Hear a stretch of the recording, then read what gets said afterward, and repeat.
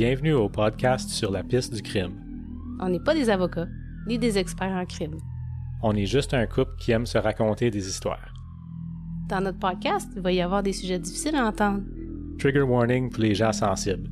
Mais si t'es sensible, qu'est-ce que tu fais à écouter du true crime? Parfois, il va y avoir du sacrage. Parce qu'un violeur, c'est pas juste une marde. C'est une hostie de marde. Puis on va pas se le cacher. Un tabarnak bien placé, c'est drôle en crise. Puis si t'aimes pas ça, je m'en calisse.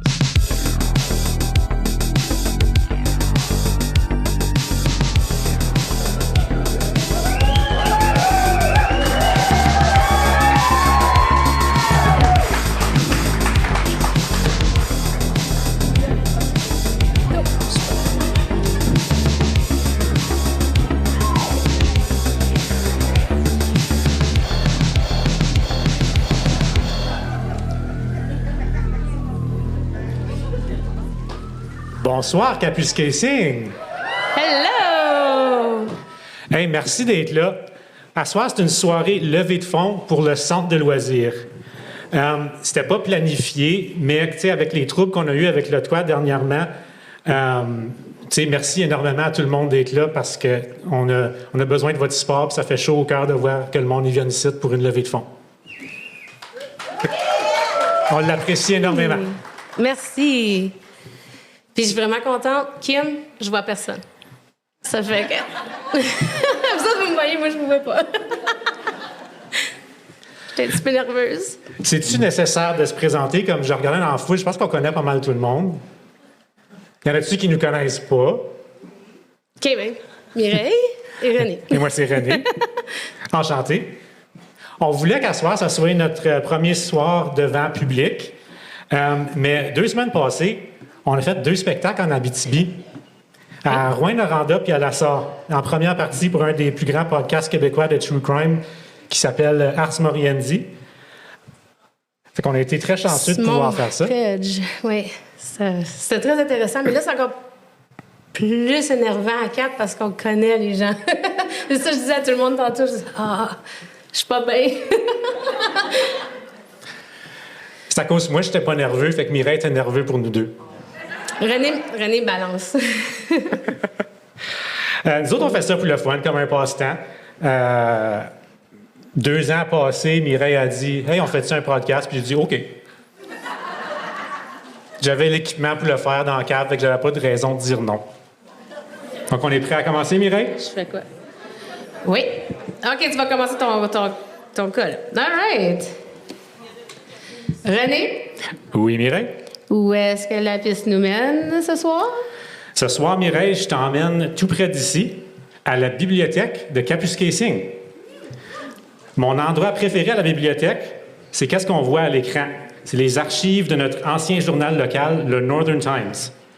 Les journaux, c'est une ressource importante d'information. C'est un portrait fixe du passé qui ne change pas. Un récit inchangeable, gelé dans le temps. De nos jours, on n'a plus ça. Tout est en ligne. Tout peut être changé ou perdu dans un clin d'œil. Donc, mes sources pour le cas de ce soir, évidemment, le Northern Times, et puis aussi des articles du journal The Windsor Star.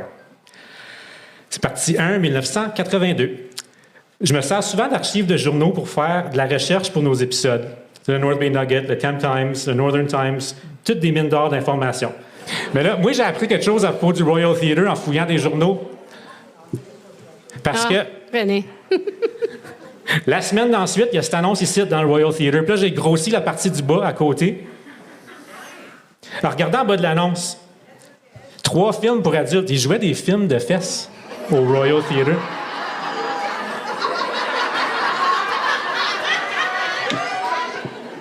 Qui c'est qui était en charge du Royal Theatre en 1982?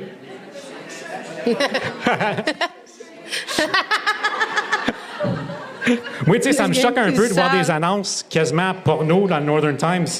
C'est pas Allo Police quand même. Mais les gens de Hearst aussi, ils n'aiment pas ça, la porno. Plus de 200 résidents de Hearst signent une pétition comprenant 91 filles d'Isabelle qui supportent la décision du conseil municipal de Hearst forçant les magasins de ne pas afficher aucun magazine porno à la hauteur des enfants. Avant 82, ça se faisait à Hearst, ça.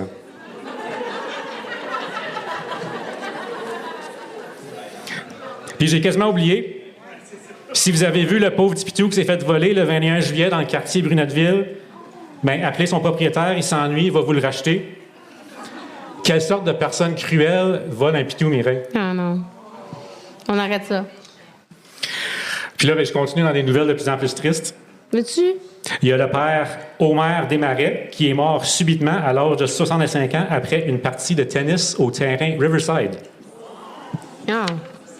C'est triste, ça? Ses funérailles ont eu lieu ici même dans l'église Immaculée Conception. C'est ça l'image qu'on voit. Puis finalement, ça m'emporte au cas d'aujourd'hui. Sur la même page de journal, la page numéro 1 de l'édition du Northern Times du 14 juillet 1982, directement à côté de l'article au sujet de la mort et des funérailles du père Desmarais, mais un peu plus petit, on peut lire cette en-tête. Husband charged with murder one in shooting. Je vous traduis l'article. Un mari accusé de meurtre au premier degré dans une fusillade. Valrita. Un homme local a été arrêté en lien avec la mort par balle de son épouse jeudi soir. Karen Lee Chafe, 25 ans, est décédée suite d'une blessure par balle à la tête, causée par une arme de petit calibre, selon la police provinciale de l'Ontario. La police indique que son mari, John Chafe, 27 ans, directeur au salon funéraire Guénette, a téléphoné au détachement à 23h15 pour signaler le décès. Lorsque le caporal Bill Holdaway et le constable Bruce McInnes de la PPO de Kapuskasing sont arrivés à la résidence des Chafe 15 minutes plus tard, ils ont relevé des signes qu'un vol avait été commis.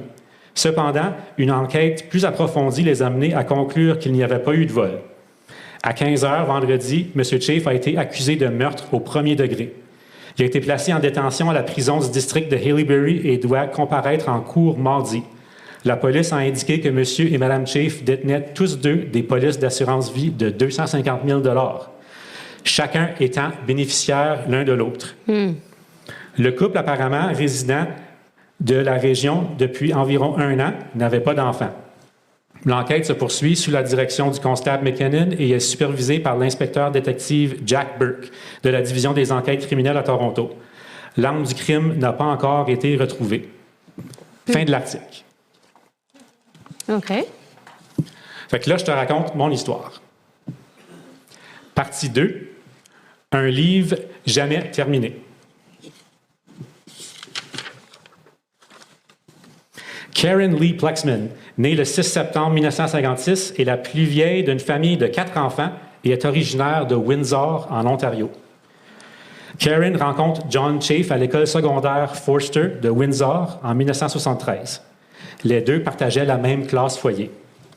Après le secondaire, Karen poursuit ses études en physiothérapie à l'Université Western de London, en Ontario. John, lui, il reste à Windsor et tente de compléter un bac en sciences.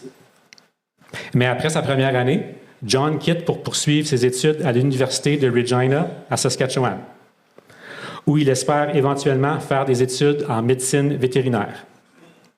Pendant ses études, John obtient un emploi à temps partiel dans un hôpital vétérinaire de Kipling. Ça te dit-tu quelque chose, Kipling? J'ai déjà entendu. Je sais pas c'est où, mais j'ai déjà entendu. C'est là où le docteur Schneeberger de l'épisode 34 vivait, Mireille. Schneeberger, ah. Travailler au vétérinaire, c'est pas comme que John l'imaginait. Il s'ennuie de son amour du secondaire Karen et décide de retourner à Windsor pour être plus près d'elle.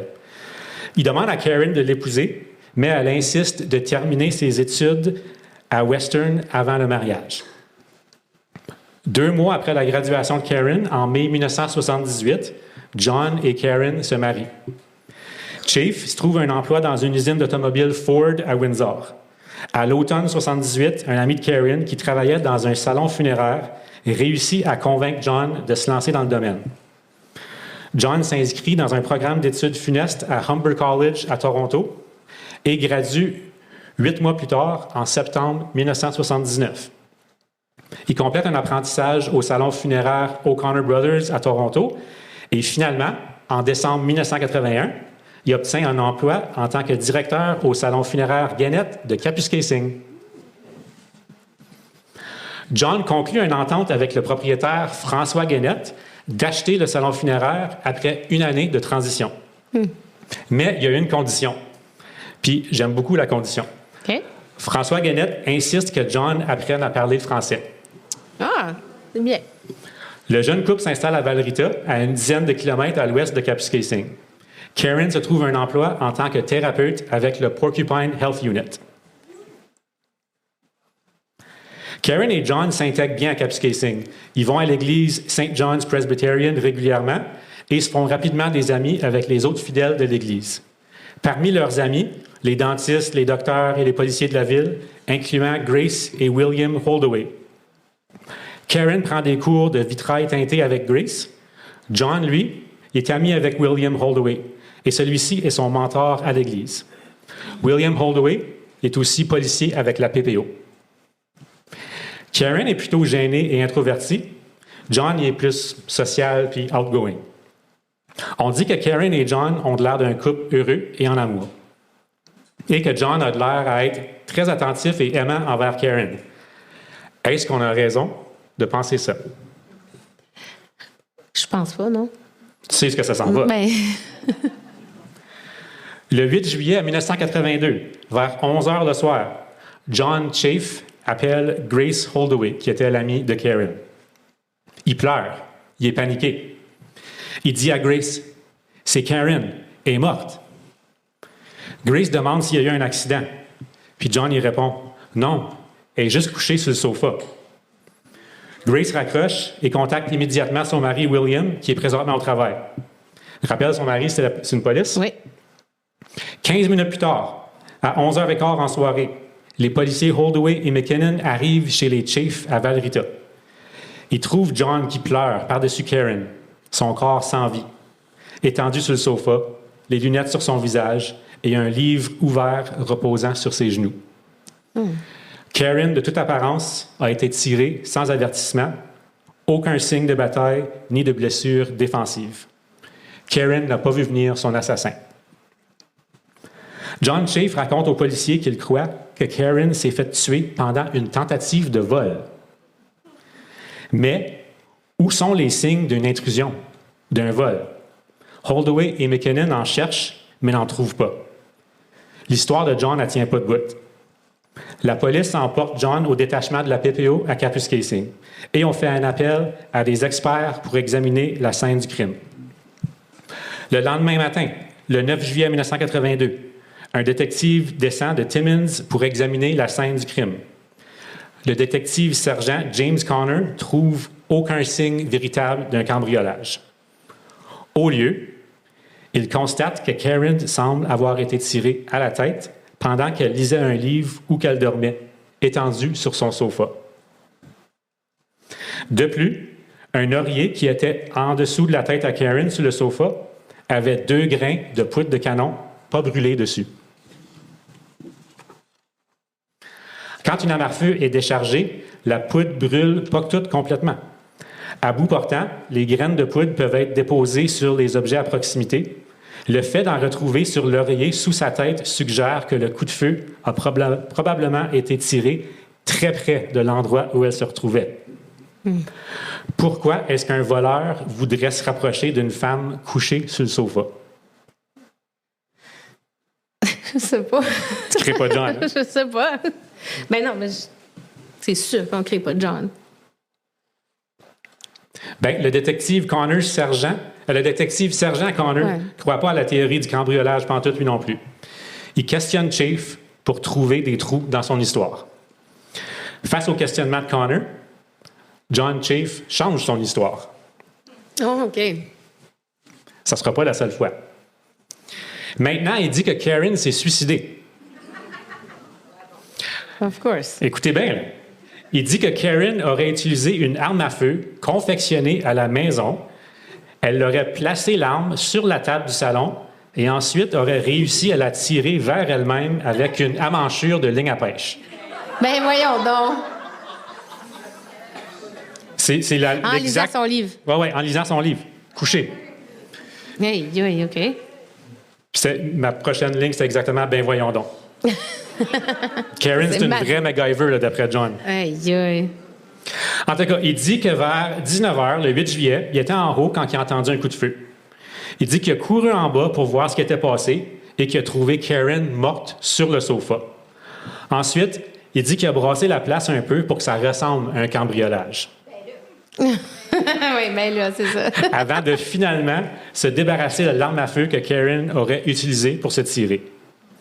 Connor questionne, pourquoi est-ce que tu as attendu jusqu'à 11 heures le soir avant d'appeler quelqu'un?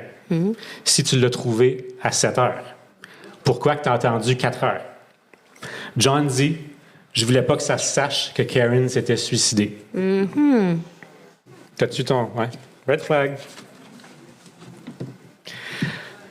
Le détective Connor avait aussi trouvé des papiers suspicieux dans la maison des Chiefs. Suspicieux. Premièrement, on découvre que le couple avait tous deux des polices d'assurance vie de 250 000 et qu'ils étaient bénéficiaires l'un de l'autre. Motive. Ouais. Deuxièmement, Connor avait trouvé des notes qui semblaient indiquer que le couple avait formé un pacte de suicide.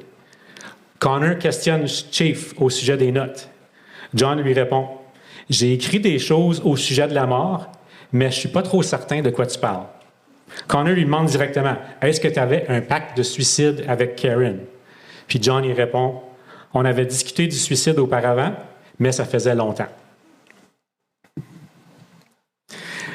Les histoires de John n'y tiennent pas debout.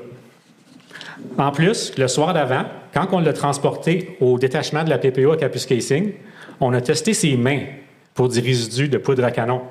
Vous ne savez pas qu'il faisait ça en 82? Oh, Des montants élevés de barium, plomb et antimoine ont été trouvés sur sa main gauche. De toute évidence, John a déchargé une arme à feu. Avec ces preuves, le lendemain du décès de Karen Flaxman, John est accusé de meurtre au premier degré de son épouse et est envoyé à la prison de Haileybury. Good. Good. Partie 3. Un accident de bicycle à gaz. Oh. Les funérailles de Karen sont organisées par la famille Flaxman à Windsor. John fait demande pour y assister, mais sa demande est refusée. Il doit rester incarcéré à Haileybury en attente de la cour. Good encore. Good encore. Une couple de semaines plus tard, le 26 juillet, John Chafe est de retour à Kapuskasing au détachement de la PPO. Peut-être qu'il y avait comme une parution en cours ici à Kapuskasing, c'est pas clair. Dans les journaux, c'est pas expliqué. Mais en tout cas, dans sa cellule, John se met à pleurer et demande de parler à son mentor religieux, le policier William Holdaway.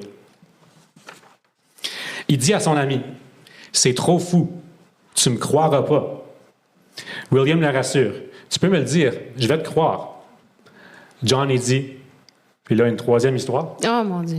« J'ai tué Karen, mais c'était un accident. Je voulais tirer son chat, mais j'ai tiré Karen accidentellement. » Oh my God, c'est vrai. Tu m'avais dit ça. John dit, « Le maudit chat pissait partout et graffinait tous nos meubles. Je voulais juste m'en débarrasser. J'ai ramené un fusil du salon funéraire à la maison. Le soir du 8 juillet, je courais après le chat dans la maison avec le fusil en main et j'ai accidentellement tiré Karen. » Mais comme... Là, j'ai des questions. Même si c'est vrai, comme quelle sorte de malade veut tirer son chat dans la maison? Bien, un. Mais deux, il y avait un fusil au salon funéraire. Qui faisait, Ça, je vais l'expliquer plus tard. Ah, OK. Oh, Oui. C'était vrai, ça, là? Oui, oui. Oh, OK. Mais aussi, ça fait pas de sens. Ah. Il a eu le temps de penser à son histoire, lui, là. Oui, c'est 2 semaines plus tard. Ça n'a pas de sens. En tout cas. Après que Karen est morte, John dit qu'il a essayé de se suicider avec le fusil. Ah, ouais. On a entendu ça souvent dans nos 36 épisodes. Hein? Ils disent qu'il essaie de se suicider, mais c'est pas vrai. Mais non. Il dit qu'il s'est rendu au bord de la rivière de Kapuskasing, a pointé le canon du 22 vers sa tête, mais apparemment, la gâchette est restée coincée. Ah, ben oui. Ça arrive toujours. Fait qu'au lieu, il a lancé le fusil dans la rivière. Ah bon? John signe sa confession devant l'avocat de la couronne de Kapuskasing, Robert Fournier. Le lendemain, John emporte les policiers Holdaway et McKinnon sur le bord de la rivière à Kapuskasing, là où il avait lancé son fusil dans l'eau. Holdaway et McKinnon trouvent l'arme qui était toujours là, sous l'eau. Fait que Ok, c'était vrai ça, qu'il l'avait c'était vrai. lancé dans l'eau. Ouais. Ah, OK. Le fusil est testé pour déterminer si c'est l'arme qui avait tué Karen, mais le fusil a passé trop de temps dans l'eau. Impossible de faire une correspondance entre les deux. Une semaine plus tard, le 3 août 1982, John est libéré sous caution de 35 000 en attente d'un procès.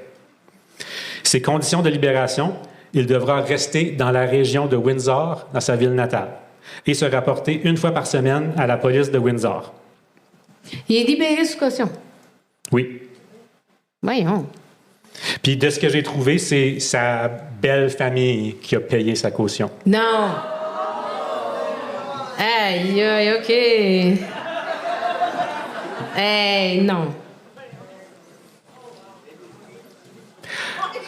Fait que là, l'histoire à John, là, c'est qu'il a accidentellement tiré Karen. Donc, il devrait être plein de remords, right? Si c'est vrai, qu'est-ce qu'il dit? Es-tu d'accord? Je suis d'accord qu'il devrait avoir des remords, mais c'est sûr que c'est pas vrai. Puis là, quand on a fait comme à Rouen, on a oublié d'amener une tuque.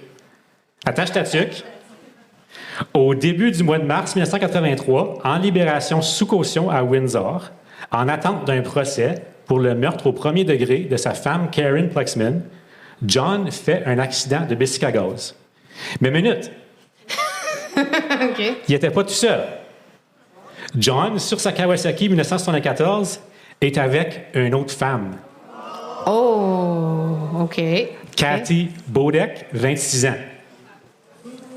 Ouais, John est tellement triste du meurtre accidentel de sa chère Karen qu'il joue au col-col avec une autre femme sur son bicycle à gaz. Hey. Parce que, comme, tu sais, il faut que tu sais coller l'un sur l'autre en bicycle à gaz. Ben oui, je sais bien. C'est pas... Oui, je trouve pas ça correct. L'accident est très sérieux, là. John a frappé une Oldsmobile qui sortait d'un stationnement. John et Kathy sont projetés de la motocyclette. Par extrême chance, 2 docteurs et 3 infirmières ont témoigné l'accident et sont venus au secours de Kathy et John. John se casse un bras et une jambe, mais Kathy est blessée grave. Sa jambe est tellement mal cassée qu'elle doit être amputée. Oh non! Oh. Laurie Muka, une des infirmières qui a témoigné l'accident, dit qu'elle a appliqué de la pression sur la jambe de Kathy et que Kathy serait probablement morte au bout de son sang si elle n'avait pas fait ça. J'aime pas ça. Là, moi, j'ai des questions. Ah non. Qu'est-ce que tu fais en bicycle à gaz avec une autre femme, même pas 8 mois après le meurtre de Karen? Pas trop triste, le monsieur, tant qu'à moi. Ou sinon, il vit son deuil très bizarrement. Peut-être. Partie 4, le procès. À Cochrane, en mai 1983, le jury est sélectionné parmi 50 candidats. 9 hommes et 3 femmes décideront du sort de Chief. C'est le premier procès de meurtre dans la région dans le dernier 10 ans. Plusieurs personnes m'ont dit qu'il y avait une personne de Kapuskasing dans le jury, puis ça a été confirmé tantôt. Le procès commence le 16 mai 1983. Dans la cour de Cochrane, Chief a la tête basse, puis il est encore en béquille de son accident de bicycle à gaz. La première appelée à témoigner, c'est Grace Holdaway, l'amie de Karen, celle qui lui enseignait de la teinture de vitrail et qui avait reçu l'appel de John le soir du meurtre. Ensuite, c'est son mari, le policier de la PPO, William Holdaway, qui témoigne. Il raconte que John lui avait avoué d'avoir accidentellement tué Karen 2 semaines après le meurtre. Le coroner Dr. Chi Sun-Ye de Timmins témoigne que Karen est morte d'une seule balle à la tête et qu'aucun autre signe de violence était présent sur son corps. Il détermine que Karen est probablement morte pendant qu'elle dormait sur le sofa. Un autre témoin, le dentiste William Irwin de Kapuskasing, témoigne que John lui a dit, le 20 septembre 1982, qu'il n'avait pas tiré la gâchette et qu'il plaiderait même pas coupable à avoir une arme à feu en sa possession en ville. Chief lui aurait aussi dit au dentiste, en conversation dans un restaurant de Kapuskasing, qu'il avait tenté de se suicider après l'accident, mais qu'il avait manqué son coup parce que le fusil tirait plus. Il raconte des choses différentes à différentes personnes. Mais là, il a dit qu'il n'avait pas de fusil, mais là, il y avait un fusil. C'est mélangeant, son affaire. Oui, il dit qu'il n'y avait pas de fusil et qu'il plaiderait pas à avoir même une arme à feu en sa possession. Le dentiste Irwin témoigne qu'il jouait souvent au golf avec Chief. John ne me semblait pas satisfait de sa carrière, il dit à la cour.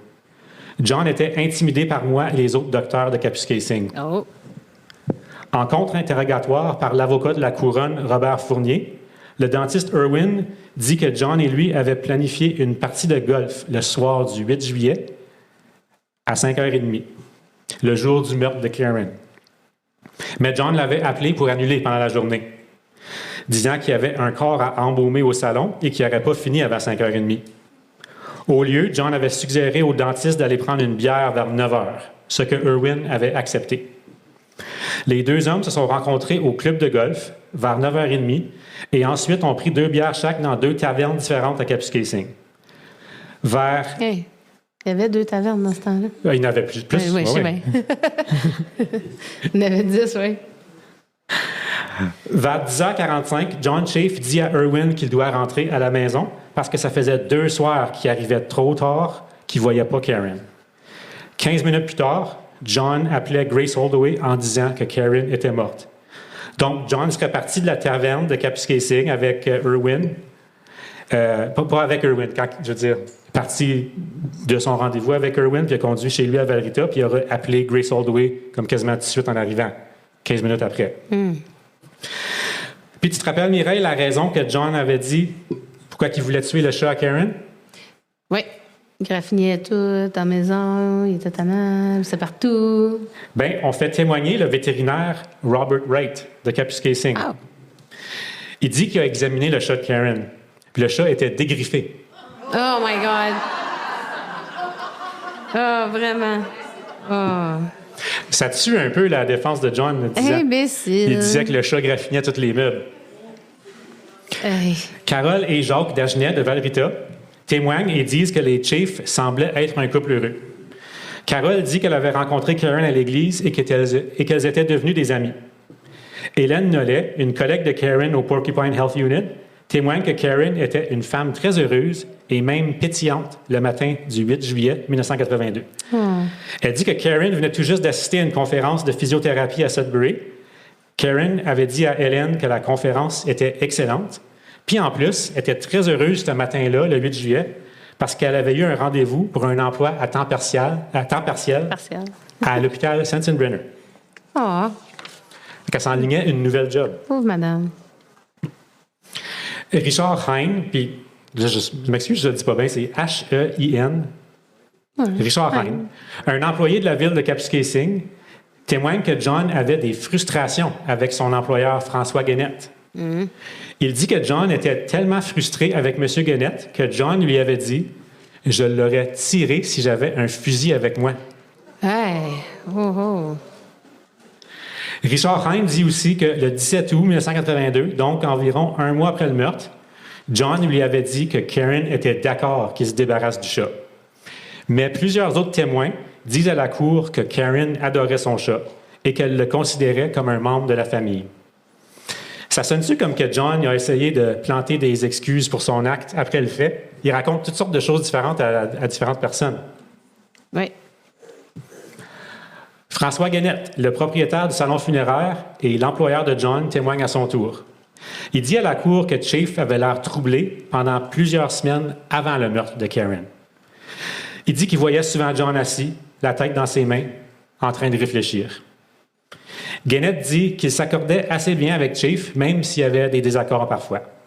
Guénette dit aussi à la cour qu'il y avait une entente à l'amiable avec Chafe, qu'il aurait l'opportunité d'acheter le salon funéraire s'il rencontrait quelques conditions. Une des conditions, comme je l'ai dit tantôt, était que John a parlé le français avant décembre 1982. Donc, il a donné 1 an à John à apprendre le français. À l'été 82, avant le meurtre, Guénette avait averti Chafe qui faisait pas trop de progrès en français et qui pensait pas que John serait capable de parler français avant le mois de décembre. C'est peut-être ça les frustrations avec Guénette que le témoin Richard Hein parlait d'eux. François Guénette identifie le fusil trouvé dans la rivière de Kapuskasing comme étant une arme qui était entreposée au salon funéraire. Guénette dit qu'il gardait plusieurs fusils au salon parce qu'auparavant, il les réparait comme passe-temps. Mais ça faisait un bon 10-12 ans que le fusil ramassait de la poussière. C'est pour ça qu'il y avait des fusils au salon. Finalement, Gannett confirme que la 22 utilisée par Chafe avait un défaut. Le fusil ne chargeait pas automatiquement la prochaine balle. Oh! Oh, OK. Ça se peut que c'était vrai. Peut-être. Oh! Ah, tu me mélanges. Agnès Giroir, qui était commis comptable au salon funéraire Gannett pendant l'été 82, témoigne qu'elle avait vu John manipuler les fusils à François Gannett à quelques reprises au salon. Fait que comme il s'amusait à toucher les guns.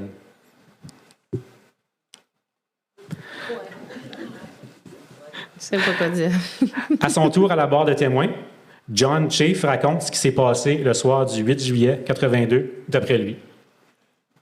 Il dit qu'il a emporté un fusil du salon funéraire avec l'intention de tuer le chat. Il dit que Karen et lui étaient d'accord de s'en débarrasser. D'après Chafe, le chat, dégriffé, était devenu agressif avec la visite, pissait partout et graffinait les meubles. Il dit qu'il est allé au sous-sol pour tester le fusil. Il a tiré un coup dans sa cage. Ben oui. Et il a remarqué que la prochaine balle ne chargeait pas automatiquement. En remarquant ça, il dit qu'il a chargé le fusil manuellement et il est retourné en haut à la poursuite du chat. Le chat s'est sauvé dans le salon, là où Karen lisait un livre. John dit qu'il s'est penché pour pogner le chat et c'est là que l'arme s'est déchargée accidentellement. Il dit « Je ne sais pas si j'ai touché accidentellement la gâchette, dit John. Je ne sais pas pourquoi que le fusil a tiré. » Ensuite, il dit « J'ai entendu un bruit, comme si on s'étouffe dans la gorge. Et j'ai tout de suite compris que j'avais tiré Karen. » Voyons. Il dit qu'il a couru alentour de la table pour atteindre Karen, a pris sa main, mais Karen était déjà morte. Mais là, je te rappelle, qu'est-ce qu'il raconte? Une autre histoire. Oui, ça ne concorde pas avec la poudre de canon qu'on a trouvée C'est sur vrai, Laurier. elle était plus loin, là. Parce que lui, il a dit, je l'ai tiré, puis ça, j'ai couru vers elle. Ouais. Robert Fournier questionne John. Pourquoi te raconter 2 histoires différentes avant de finir avec une 3e histoire après 2 semaines? John dit qu'il était sous le choc et qu'il ne se rappelait plus de rien. Il dit qu'il a eu plein de cauchemars en prison, voyant Karen mourir de toutes sortes de façons. John dit qu'il avait des souvenirs très vagues de la soirée du 8 juillet. Eh oui. Des souvenirs vagues de sa sortie au club de golf et à la taverne avec le dentiste Irwin. Qui, je te le rappelle, là, ça devrait être arrivé après que Karen est morte. Oui, selon ce qu'il a dit. Elle est morte à 7 heures, puis il a été boire avec le dentiste à 9h30. Aïe, aïe. Fait que là, John, il dit qu'il est sorti prendre 2 bières avec le dentiste après que Karen est morte. C'est ça qui est bizarre. Mm-hmm. L'avocat de la couronne, Robert Fournier, ne croit pas l'histoire de Chafe pantoute. Puis je pense que le reste de nous autres non plus. Non. Non. Il dit, je vous rappelle, M. Chafe, que Richard Heim, qui a pris charge de votre chat après le meurtre de Karen, a témoigné à la cour que le chat était très gentil, était propre et savait adapter aux enfants chez lui immédiatement. Pourquoi ne pas avoir emporté le chat au vétérinaire pour l'endormir ou simplement le donner à une nouvelle famille? Robert Fournier dit, si le chat pouvait parler, la couronne l'appellerait à la barre des témoins. Oui. Oui. De plus, Robert Fournier rappelle Chafe qui avait reçu une formation d'armes à feu 10 ans auparavant à Windsor. Vous saviez, M. Chafe, vous saviez très bien, dit Fournier, que de courir après un chat dans votre maison avec un fusil chargé. C'est pas une bonne idée. C'est pas vrai, je suis certain, mais c'est une excuse retardée. En tout cas. Ouais. John était bénéficiaire de l'assurance vie de Karen. Et Fournier pointe à plusieurs rencontres au restaurant que John aurait eues avec une autre femme pendant l'absence de Karen 1 semaine avant son décès, quand que Karen était en conférence à Sudbury. Oh! Est-ce que John avait une maîtresse? On ne le sait pas, je n'ai pas trouvé plus de détails. Les parents de Karen témoignent en support de John Chafe. Ben, je suis pas vraiment surprise, ils ont payé sa caution. Ils disent qu'ils ont maintenu une relation avec Chafe, même après le meurtre de leur fille. Et ont même donné une clé de maison à John quand il est revenu vivre sous caution à Windsor après son accusation. Je comprends pas ça. T'as peu, c'est pas fini. Quand que Karen est morte et que John a été accusé de son meurtre, les Plexman, donc les parents à Karen, sont devenus bénéficiaires de l'assurance vie de Karen de 250 000 et en ont utilisé 50 000 pour payer les frais d'avocat à John. J'ai de la misère. Mais, OK, non. Fait que les autres, ils croient que c'est un accident. Mais peut-être tu veux pas croire. Tu sais, comme peut-être tu veux pas croire que ça l'arrive. Tu sais? Je sais pas. Oui, ils sont peut-être en déni, oui. Ben, tu sais, je peux pas juger vraiment, là, mais. Fait que le samedi 28 mai 1983, ouais, un samedi, le jury de 9 hommes et 3 femmes délibère pendant 3 heures. 3 heures, c'est pas mal vite. Il trouve John Chafe coupable du meurtre au premier degré de son épouse, Karen Plexman. Le juge demande à John s'il veut s'adresser à la cour avant que la sentence lui soit donnée.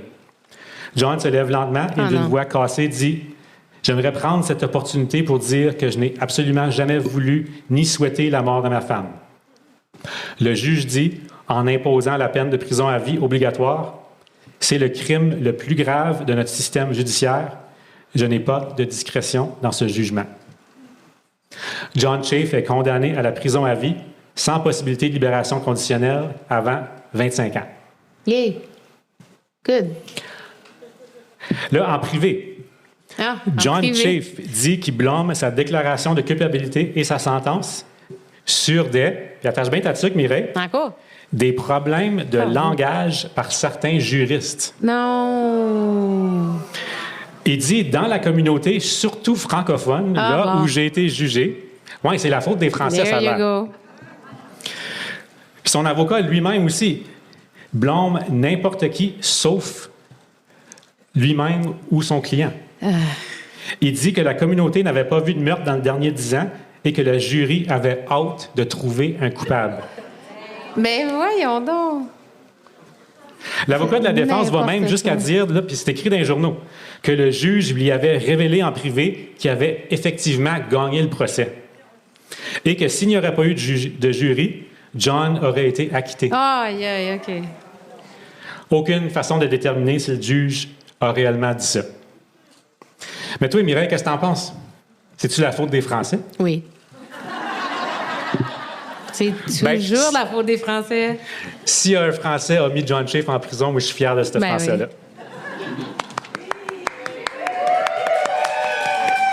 Oui. C'était mon cas au sujet... Non, c'est pas vrai. C'est pas vrai, ça finit pas là. C'est fini? Ça finit pas là. L'histoire fait juste commencer. Oh, OK. Là, Mireille, je t'emmène en 1988. 6 ans plus tard? 5 ans plus tard? 5 ans après le procès. Oh, OK. Partie 5. Le braqueur de banque. Mireille, je te présente un nouveau personnage dans mon histoire. Bruce James Melhuish, 24 ans. C'est un détenu à la prison de Collins Bay à Kingston, en Ontario.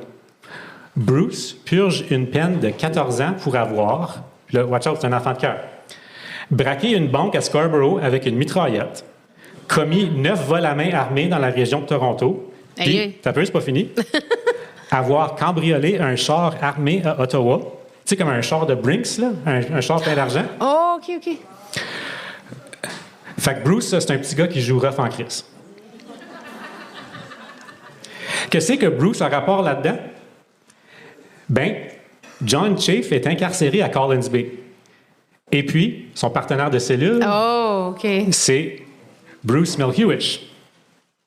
Le 13 juin 1988, à la prison de Collins Bay, Chafe et Melhuish, qui travaillaient tous les deux dans la body shop de la prison, se sont cachés dans le derrière d'une fourgonnette d'un employé, dans une petite boîte en bois. Là, je comprends pas trop, mais ça sonne comme que les employés pouvaient emporter leur véhicule dans la prison pour que les prisonniers travaillent dessus. Ben voyons! C'est qu'il y a une mauvaise idée. C'est tellement une mauvaise idée. C'est la pire idée de l'histoire. C'est la façon idéale de trafiquer de la contrebande, là. Mais Pareil, mauvaise idée. ils ont embarqué dans la boîte de char? Ils ont trouvé une boîte dans le fond du char de la madame, de cette garde de prison-là, puis ils se sont cachés dedans. Puis ils checkent pas les chars avant de les retourner. Vers 3h20, Voyons donc. l'employé reprend sa fourgonnette et la ramène dans le stationnement de la prison. Personne ne l'a fouillé. Hey, ça se peut pas. 40 minutes plus tard, un employé du concessionnaire Ford, juste en face de la prison, rapporte à la police qu'un de leurs camions a été volé. 10 minutes plus tard, la police retrouve le camion. Comme good job, la police, 10 minutes, là, à quelques kilomètres à l'extérieur de Kingston. Mais le camion est vide, abandonné. Oh non. Chafe et Mel Hewish se sont évadés. Ça n'a pas pris grand-chose. Ça sonnait facile, ouais. Ouais. 2 jours plus tard, le mercredi 15 juin, une succursale de la banque Nova Scotia est cambriolée à Toronto. 2 hommes y sont rentrés. L'un d'eux était armé d'un couteau et ont pris 850 $ en argent comptant. Pas longtemps après, la police de Toronto croit que les mêmes 2 hommes sont responsables d'un vol d'une carabine d'un magasin près de la succursale. On suspecte Chafe et Mel Hewish dans les 2 crimes. Tous les corps policiers de l'Ontario sont avertis que 2 évadés de prison sont recherchés et qu'ils sont considérés comme étant extrêmement dangereux. Chafe, qui a toujours insisté qu'il n'avait pas tué Karen, est maintenant très coupable de plusieurs nouveaux crimes. Hey. On recherche Chafe tout partout, même à Kapuskasing. Quelqu'un m'a dit la semaine dernière qu'elle se rappelle d'avoir entendu, quand elle était très jeune, qu'un homme barbu, un tueur de Val-Rita, s'était évadé de prison. Elle se rappelle de ça quand elle était petite. Ah oui. Ça doit hein? être épeurant se faire dire ça. Là. Hey. Tu penses qu'il va revenir à Val-Rita, là? Oui. Le vieux monsieur... Ben, pas vieux, excuse. Le méchant monsieur barbu. Méchant Puis monsieur comme, Barbie. il n'est pas trop beau, là, on le voit à l'écran. Là. Ouais. Hey. Chafe et Mel Hewish disparaissent sous le radar et échappent aux autorités. C'était mon cas où... Non, ça finit pas là encore. Oh my God! Je savais que ça n'a pas fini, mais... Là, on fait un autre saut. Bon. Je t'emmène encore plus loin, excuse. Plus loin. En juillet 1989, 1 an plus tard, à St. Louis, au Missouri. Ouais, OK, on n'est même plus au Canada, là. On s'en va loin, là. Je te présente un nouveau personnage encore. Ah, yeah! Il s'appelle George Morrison. Comment il a rapport, lui? Ben, minute, Mamoud, je te l'explique. OK. George est à l'aéroport international de Saint-Louis, au Missouri. On est le 6 juillet 89, au-dessus d'1 an après que Chafe s'est évadé de Collins Bay à Kingston. Oui, c'est une photo. T'as peu. George essaie de passer à travers la sécurité de l'aéroport. Il arrive juste 10 minutes avant son vol. Ça se faisait en 1982. Là. Oui, hey, à ça, il faut casser des heures Puis à d'avance. cette heure, non. Wow. Il est très pressé de passer au travers de la sécurité. Il est en retard parce qu'il était dans un bar, puis il a été distrait par la game de baseball à la TV. OK. Quand il passe sa valise dans le scanner à rayon X, l'agent de sécurité voit un objet métallique noir suspicieux à l'écran. L'agent fouille la valise et trouve plusieurs choses intéressantes. Oh, intéressant, oui. Un pistolet de calibre 38, un couteau et une boîte de film de caméra contenant des balles de fusil. Les armes avaient été placées debout dans la valise pour éviter d'être identifiées dans le scan. Ah, OK, minute. Comme que le fusil soit debout au lieu de couché. Que ça soit moins évident. Oh, OK, je comprends. Je comprends. L'agent procède à une fouille approfondie de George Morrison. Il trouve des petites quantités de marijuana, de la cocaïne, du LSD, 15 000 $ en comptant et un reçu d'une location d'entrepôt à Memphis, au Tennessee. Il fait tout sans poignée. Oui. Franchement. On lui demande de s'identifier et il produit 2 permis de conduire. Un du Texas et l'autre du New Mexico. La photo est bonne, mais le nom sur les 2 permis, c'est pas George Morrison. C'est David Whitless. C'est pas le même nom que sur le billet d'avion non plus.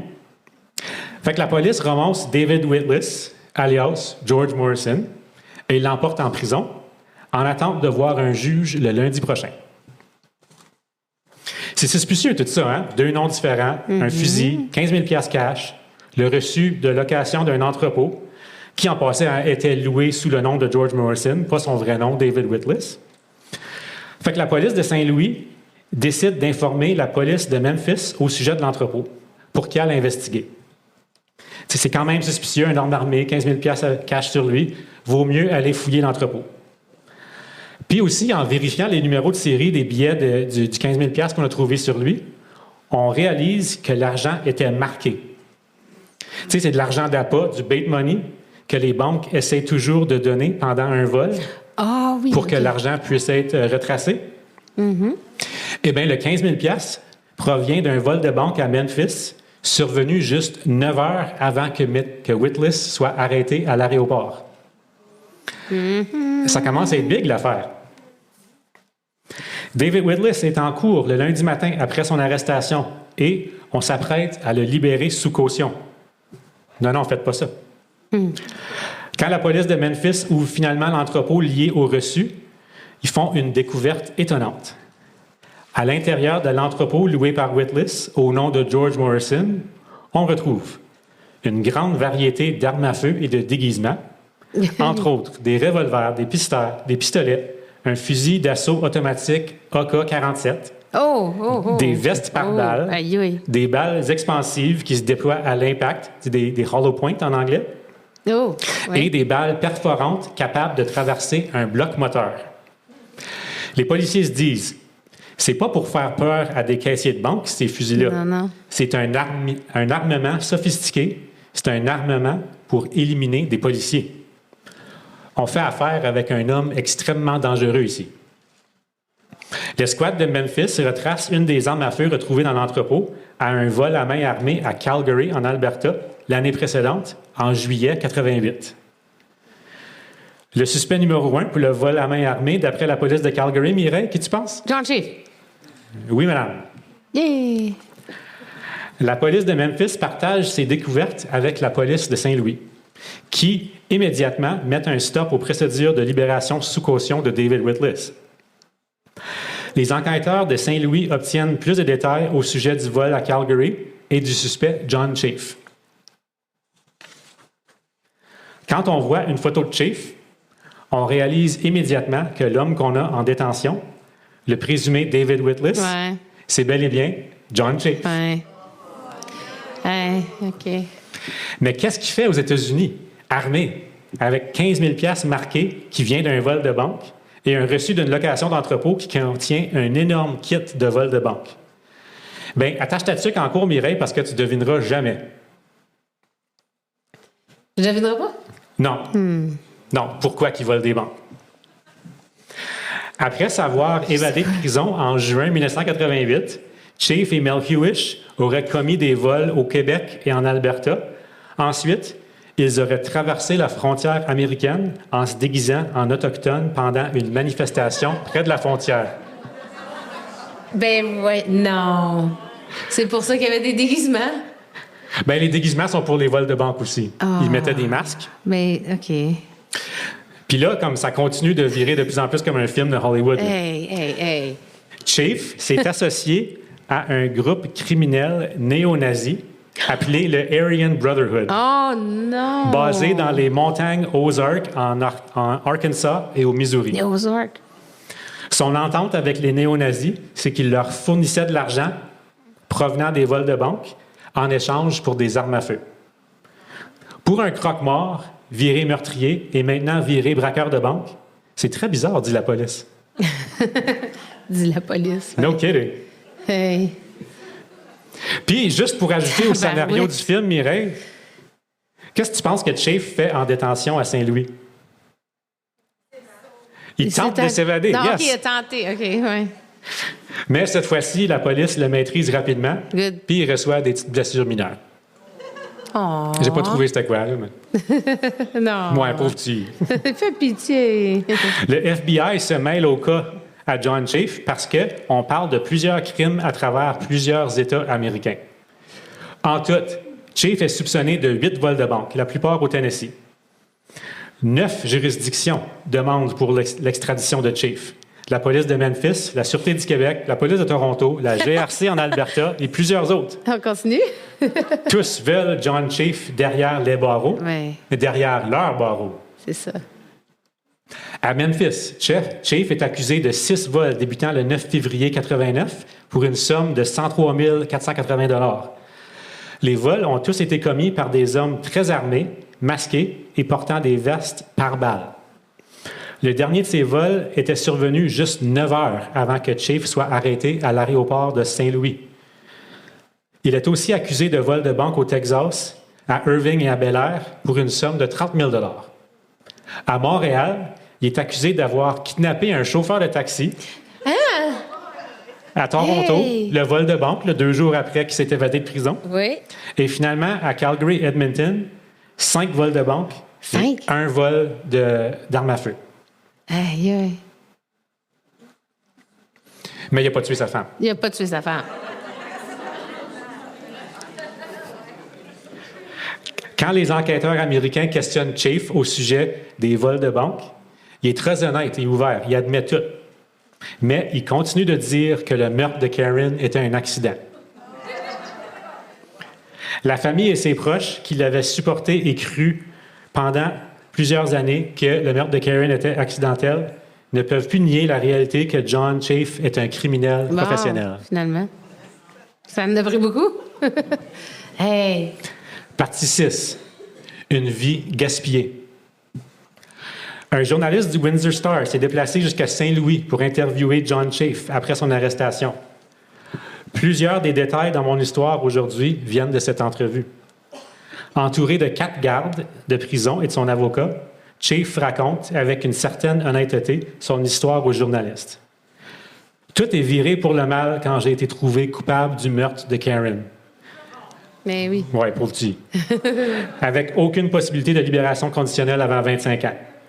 Je crois que mes actions après la mort de Karen ont fait paraître comme ou ont donné l'impression que je l'avais planifié ou que je tentais un cover-up. Mais c'est un peu ça qu'il a dit aussi dans sa première histoire. Ouais. Ça l'a fait exploser les choses, dit-il. On était un couple très heureux et on s'aimait beaucoup. Mm-hmm. Quand elle est morte subitement et dans de telles circonstances, ça a été un choc émotionnel. Je n'étais pas rationnel. Toutes mes actions après ça, c'était pour me nier la réalité des événements.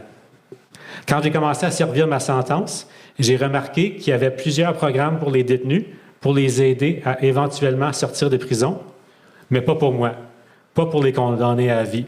Nous autres, on n'a rien. La quantité et la qualité des programmes a beaucoup baissé en 1984 avec l'élection du gouvernement conservateur Mulroney. Là, il blâme le gouvernement. Ben oui. Et les conditions étaient encore pires quand j'ai été transféré à la prison surpeuplée de Collins Bay. J'essayais de guérir psychologiquement et émotionnellement, mais c'est impossible dans un environnement violent comme Collins Bay. Violent! Voir si lui n'est pas violent. Hey! Ouais, comme j'aime pas la prison. Hey! C'est ça qu'il est en train de dire? Ben. Fais pitié. John ne donne pas de détails sur son évasion de prison, mais il décrit un peu son parcours pendant son 13 mois de cavale. Il s'est rendu, entre autres, au lac Wanapité, près de Sudbury. Il dit que c'était l'endroit de camping favori à Karen. Il s'est rendu aussi à la pierre tombale de sa grand-mère à Regina, qui était décédée pendant son incarcération. Quand on le questionne au sujet de ses liens avec le groupe néo-nazi Aryan Brotherhood, Chafe rit et dit qu'il ne connaît pas de suprémacistes blancs. Fait qu'il renie ça, il dit que c'est pas vrai. Donc, le scénario idéal pour Chafe ici, ça serait l'extradition au Canada. Mais ça semble peu probable. Les autorités américaines veulent le punir pour ses crimes.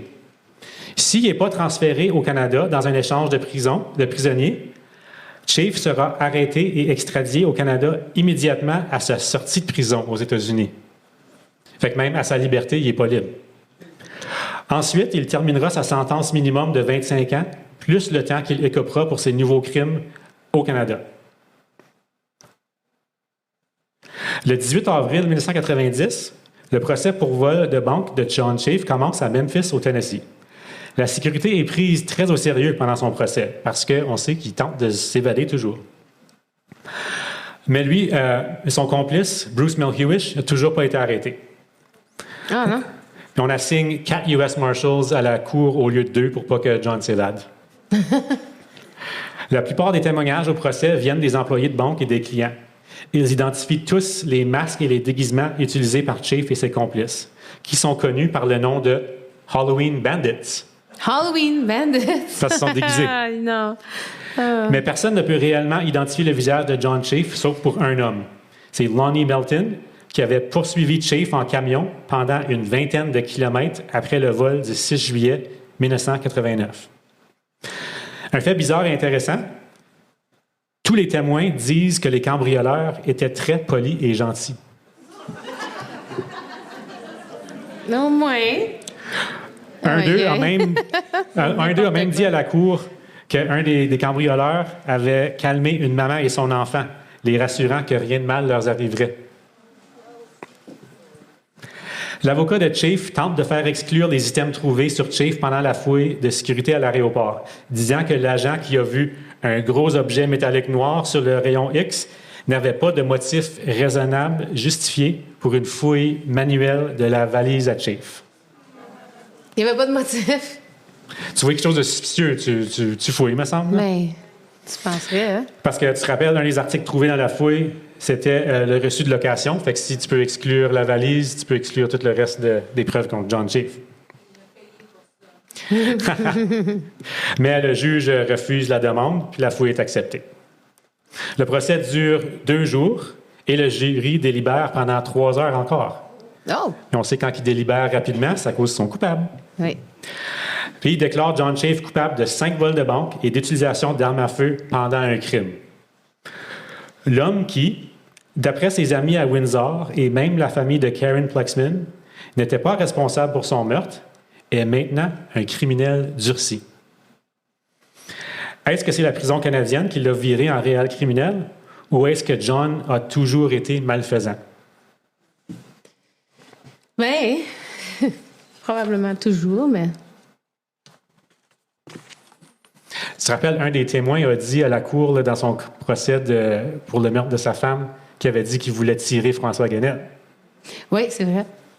Moi, je pense qu'il a toujours été un peu... Oui, puis il allait toujours regarder les... Puis il jouait avec les fusils pour le fun. Ouais. Oui. À Memphis, Chafe est condamné à 14 ans de prison pour ses crimes. Parce qu'il s'est déjà évadé, on le surveille de près dans sa cellule au Tennessee. Après seulement 2 semaines derrière les barreaux, en attente d'un transfert vers un pénitencier permanent, les gardes trouvent une corde de 32 pieds et un crochet dans la cellule de Chafe. La corde était faite de vieux draps et de linge. John planifiait une autre évasion. OK, c'est pas là que je m'en allais, mais je pensais que c'était d'autres choses, ça. OK. Ouais. C'est pour descendre une coupe d'étage. Le 20 juillet 1990, Missouri State Highway Patrol arrête Bruce Melhuish. C'est son complice là, qui s'est évadé de prison avec lui. Finalement, il s'est fait arrêter, OK. Oui. Le complice est ancien partenaire de cellule de John Chafe à Collins Bay. Quand le State Trooper a demandé de voir le permis de conduire de Bruce, il a vu un fusil dans le fond de la voiture. Il demande à Melhuish de sortir du véhicule pour le menotter, mais Melhuish tente de se battre et sort un pistolet de ses poches. Heureusement, le Trooper maîtrise Melhuish et personne n'est blessé. Il découvre 21 000 $ en cash dans la voiture qui était volée, ainsi que plusieurs armes à feu. Mais la justice américaine ne pourra jamais juger Bruce Melhuish. Quelques mois après son arrestation, en septembre 90, Bruce est retrouvé mort dans sa cellule. Bruce avait fabriqué un nœud avec les draps de son lit, puis il s'est pendu. Il avait 26 ans. Oh!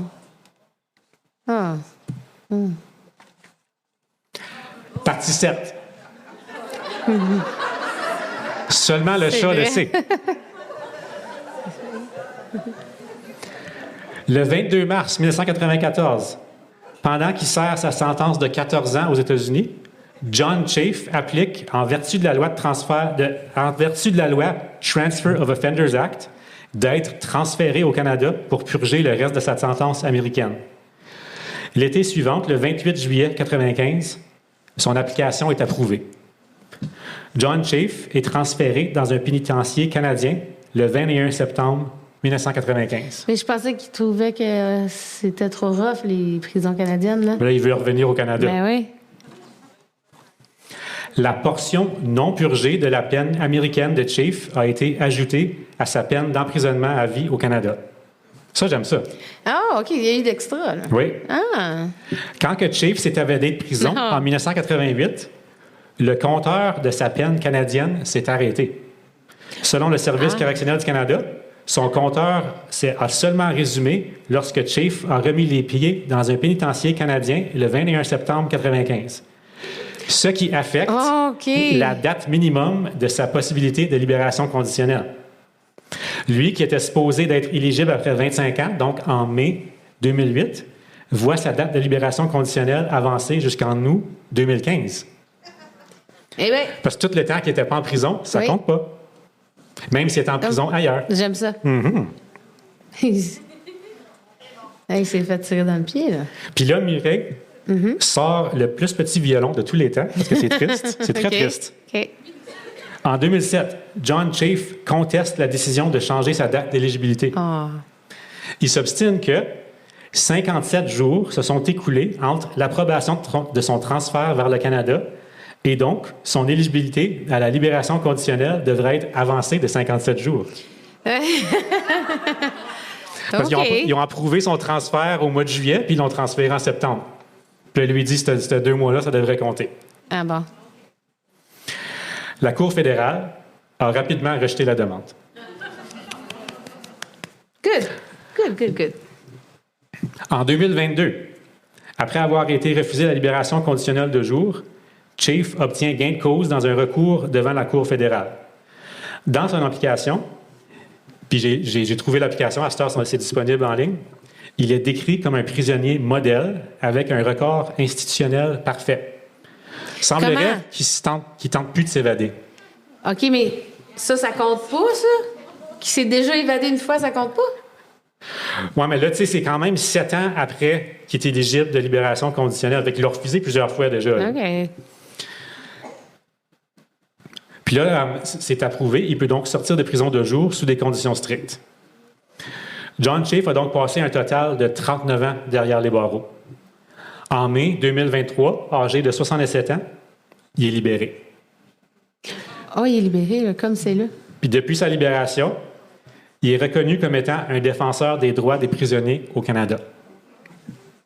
Vraiment, hein? OK. Donc, est-ce que John a tué Karen en sang-froid et la prison canadienne a révélé sa vraie nature criminelle? Ou est-ce que Karen est réellement morte suite à un accident et la prison canadienne a fait pourrir l'âme de John? Non.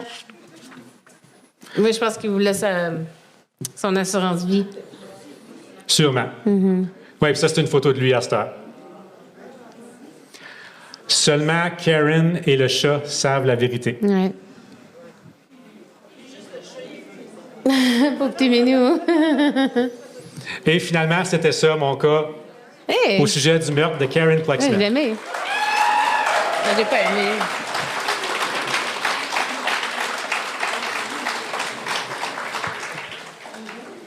J'en reviens pas qu'on n'avait jamais entendu ça. Moi, c'est C'est Rémi Comtois qui m'a suggéré le cas. Ah! Ils sont déménagés à Ottawa à cette heure. Oui, c'est vrai. OK. Donc, je vais prendre une couple de minutes pour faire un grand merci à la paroisse Immaculée Conception puis au Père Sébastien qui nous ont permis d'utiliser la salle gratuitement ce soir. Ça mérite comme une grosse main d'applaudissements.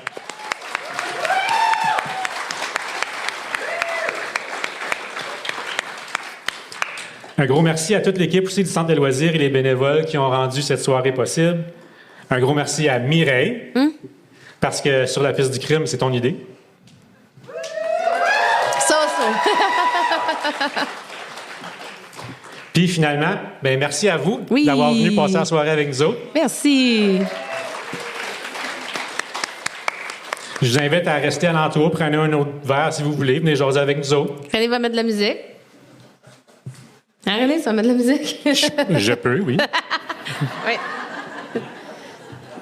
Donc c'est ça. Merci beaucoup. Merci.